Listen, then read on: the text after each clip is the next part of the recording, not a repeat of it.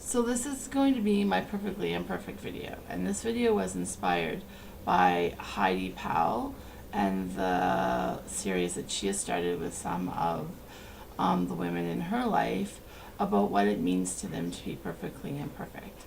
So to me, what it means to be perfectly imperfect is to accept yourself wholeheartedly, despite what you believe to be your flaws or your missteps that you may have made in your past.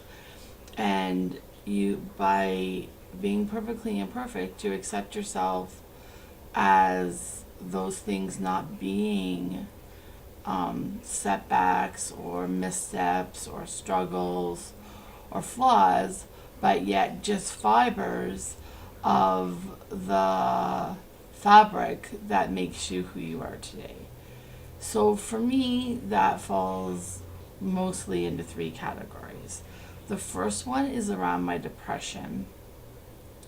I have always maintained, well, since I've been healthy anyways, I've maintained this outward appearance of an energetic person, happy-go-lucky, enthusiastic, will take on the world. And that's how people see me. And in fact, that's not who I really am. Well, that's part of who I am, but that's not who I am as a whole. So who I am as a whole is I actually live in a mixed state of depression with my bipolar. And what that means is you see probably hypomanic person on the outside, someone who is that enthusiastic and outgoing and won't stop until it's done sort of person. But in the inside, in the pit of me, is a deep, dark, black hole of depression. And it has been there as long as I can remember. It was there when I was very sick and had to be hospitalized, and it is still there.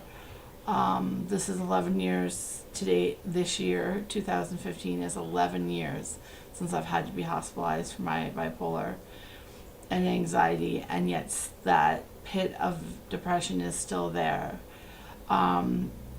It's a black hole that I don't want to talk about, because as soon as I talk about it, people assume that means I'm suicidal. No, I am not suicidal.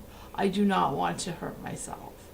But what it does cause is I do have a feeling of, if I was to pass away, so if I was to get into a car accident or get cancer or something like that my family would be better off without me. It's that feeling.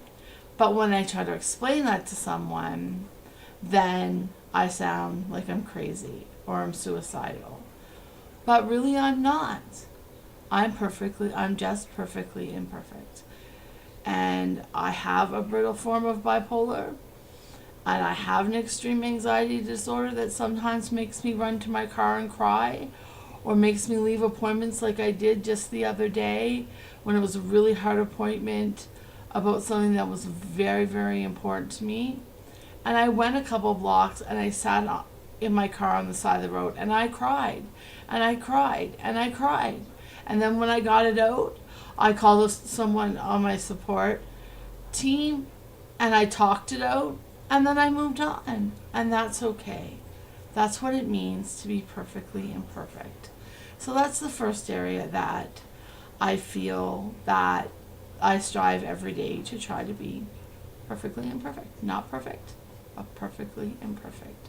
The second area is my addiction past.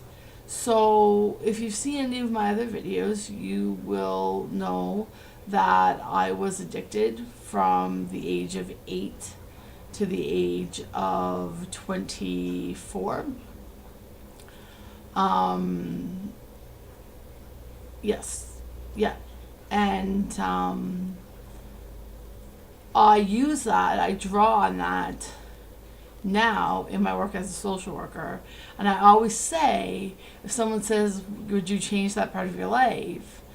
I say, no, I wouldn't change that part of my life because it helps me to be a better social worker. And that part is true. But there's parts in there that I've had to let go of and accept things like the amount of money that I stole from my grandparents. I am perfectly imperfect. I was addicted. I did things that I am not proud of, but they don't define who I am today. I was able to rectify those demons, if you will, that I felt I had with my grandfather before he became ill with Alzheimer's and before he ultimately passed away last year. Or sorry, not last year, in 2013. My grandmother is still alive. We have had conversations about it. We've been able to work through it. But I can't tell people that I stole money from my grandparents. I can't tell people that I stole objects from my family. I can't tell people that I almost ended up with a criminal record. Why? Because I'm afraid of the shame and the judgment and the hurt that will come when someone realizes that I am perfectly imperfect. And I am not just clean. It was 12 years in February of this year. But my addiction was more than just taking drugs every day. My addiction was a lot of those other things that come with life addiction that involve stealing, breaking the law, hurting people. I did all those things. I'm not proud of those things, but they're part of the fabric that makes me whole. And in that regards, I feel myself to be perfectly imperfect. And the last thing is around knowing my weight, the actual number of the weight, which is kind of interesting now because now I'm using Chris and Heidi Powell's program to lose weight and to keep weight off and to help my Cushing's disease. But when I was younger, and when I started doing drugs, I started losing a lot of weight because I was using drugs that make you lose weight, such as crystal meth. And so for a very long time, I didn't care if the doctor told me how much I weighed because I was underweight anyways.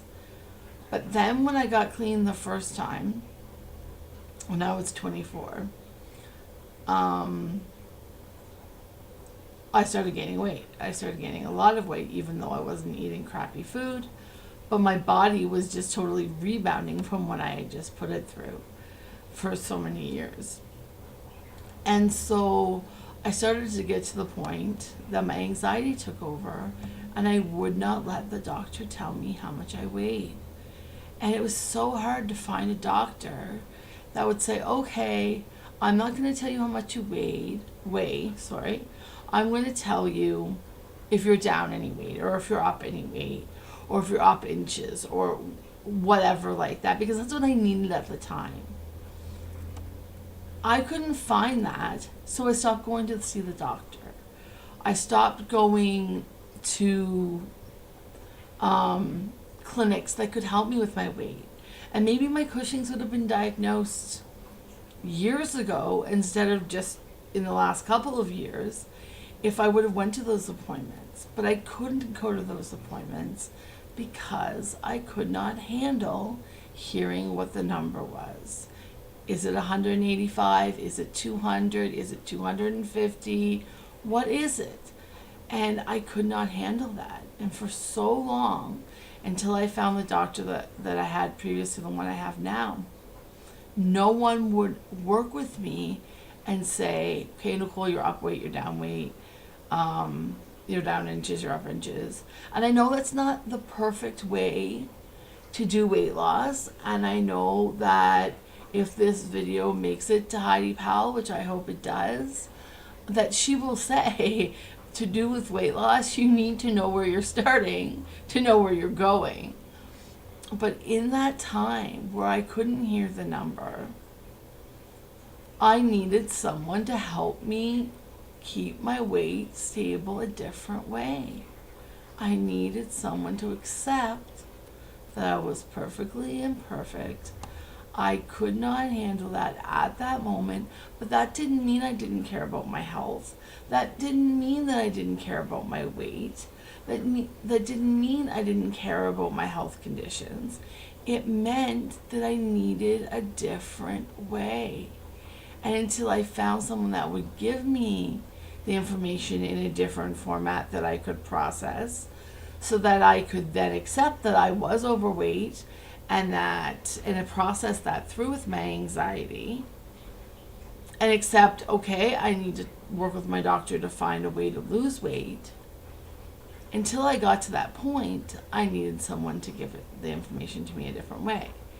And very interestingly, the doctor that was willing to help me in a different way than using numbers is the same doctor that found out that I'm living with Cushing's disorder. It's the same doctor that started the diagnosis process.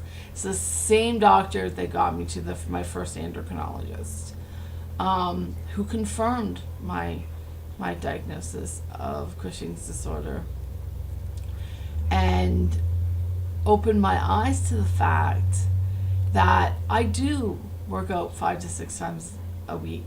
I do eat within my calorie count. 1,400 calories is probably the top, which is low, really, for a 6-foot female. But the reason why I wasn't losing weight around my abdomen area was because of the Cushing's. But until someone stopped and said, you know what? She's perfectly imperfect in this area.